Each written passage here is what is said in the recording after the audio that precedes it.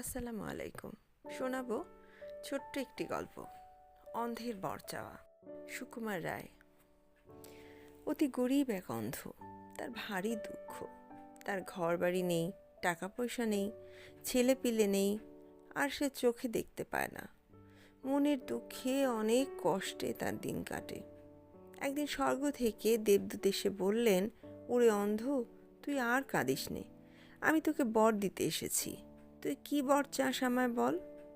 একটি মাত্র বর তুই পাবি, সুতরাং ভালো করে ভেবেচিন্তে বলিস। অন্ধ কি বর চাইবে ভেবেই পায় না। একবার বলতে চায়, আমার চোখের দৃষ্টি এনে দাও। আবার ভাবে, শুধু দৃষ্টি দিয়ে করব কি। বলি টাকা পয়সা দাও কিংবা ঘর বাড়ি দাও। আবার তার মনে হয়, টাকা পয়সা ঘর বাড়ি বা কার জন্যে চাই, আমার ছেলে পিলে কেউ নেই। আর 2টি দিন বাদেই যদি মরে যাই, তাহলে এসব চেয়েই বা লাভ কি। আর সব চেয়েও যদি মনের সুখটুকু না পাই, তাহলে তো সবই বৃথা। তার ভাবনা দেখে দেবদূত বললেন, আচ্ছা, তুই এখন না হয় না বলতে পারিস, না হয় আমি কাল আবার আসবো, তখন বলিস। এই মধ্যে ভালো করে ভেবে রাখ।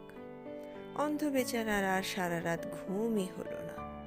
ভোরবেলা দেবদূত আবার ফিরে এসে বললেন, আমি এসেছি, এখন কি চাস বল।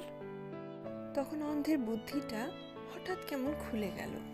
সে লাফিয়ে উঠে বলল, আমায় খালি এই বরদিন যে আমি যেন হাসতে হাসতে দেখে যেতে পারি যে আমার নাতি নাতনিরা চৌতলা বাড়িতে সোনার পালঙ্কে বসে আমার চারিদিকে খেলা করছে। দেবদূত তার বর চাওয়ার বাহাদুরি দেখে হেসে বললেন, আচ্ছা, তাই হোক। এক বরে অন্ধের ছেলে পিলে, ঘর বাড়ি, টাকা পয়সা, চোখের দৃষ্টি, অনেক বয়স আর মনের সুখ সবই চেয়ে নেওয়া হলো। গল্পটি এখানেই শেষ হলো।